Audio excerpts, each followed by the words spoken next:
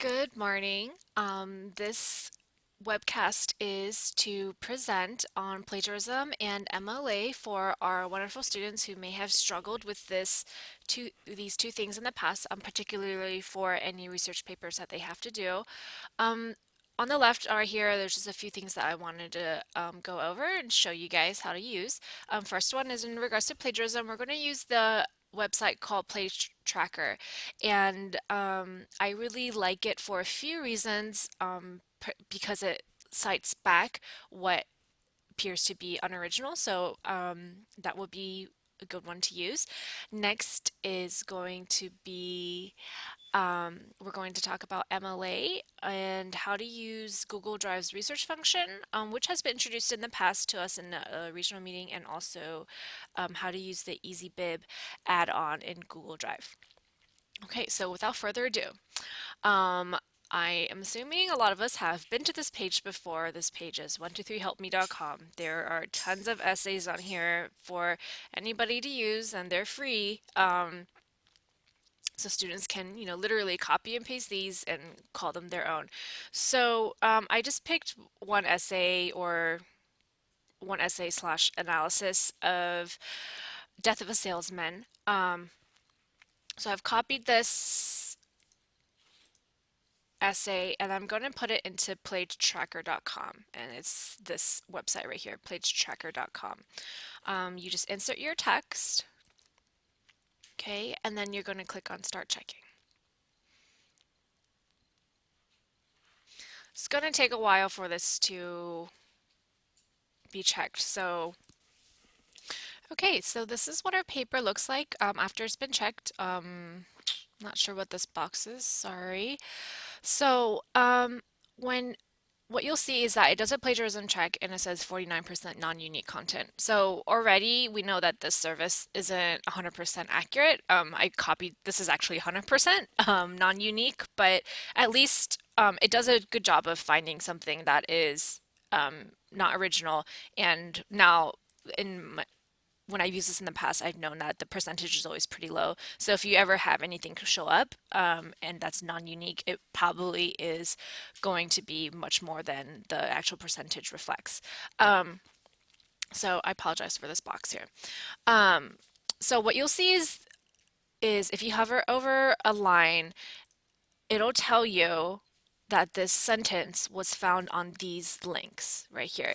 And in probably a lot of your students will probably admit to using one of these sites. So it looks like even the original paper was also plagiarized in itself. So, because it looks like there's more than one link.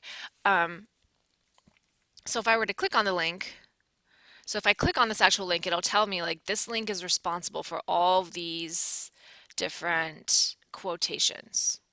And if I click on maybe this one, then it is responsible for these different quotations. So you can, you can get a good idea of how much has been plagiarized and where it comes from. So how should we use this as a teaching tool?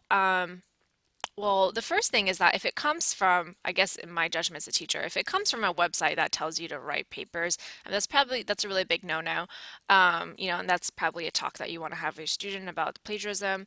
If we're talking about unintentional plagiarism, like using a source incorrectly or not citing a source incorrectly or not citing a source correctly, then what we can do is you can show them, well, listen, this is what the website says you cited, but you just didn't cite. So now you need to use these websites that it found for you, and you need to put them into EasyBib or into a bibliography maker.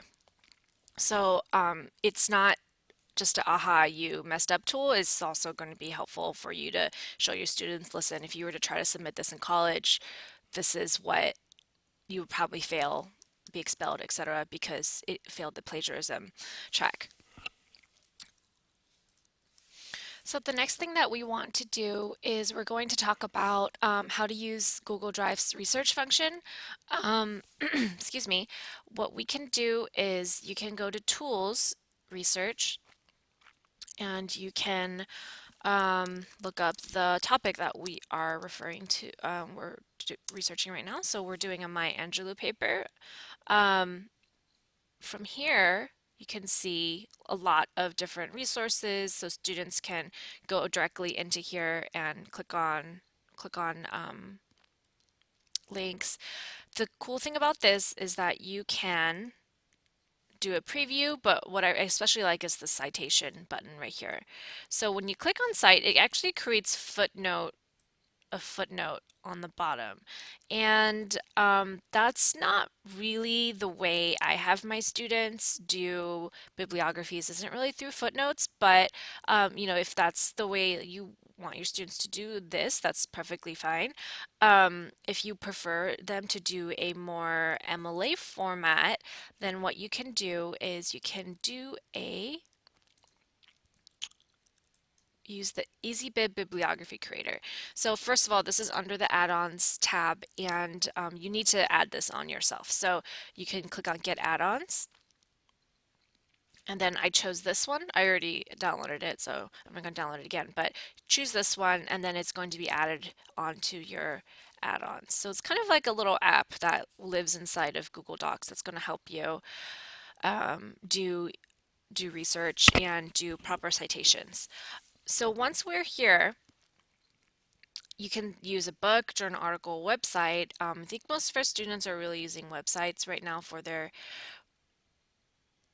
research, but what we can do is we can paste this in here. Oops.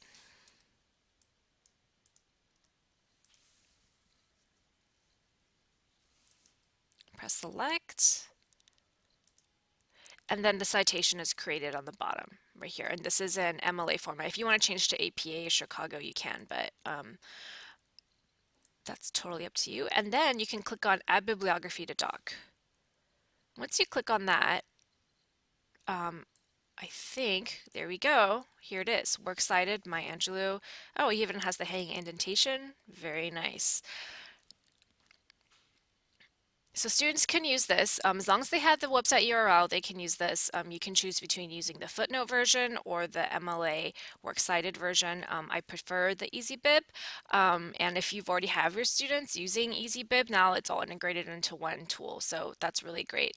What this doesn't do, it doesn't do in-text citations, and that's something that we're just going to have to rely on our human skills to teach students, not a technology tool. However, I do want to let you guys know that one of my students' parents worked for EndNote, which is a very powerful citation bibliography program. So let me show you their website. It's a paid subscription that you have to actually purchase. It's not cheap. It used to be free, but I guess they changed that.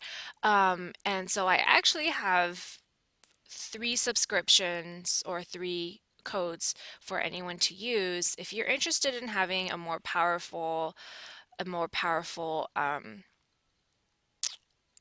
bibliography tool, let me know and I can give you the code for that. And you'd have to download it onto one of your student computers. I haven't done it yet for my computers here, but if that's something that you're interested in, I will give it a test run myself and then let you know if you want to use that or not.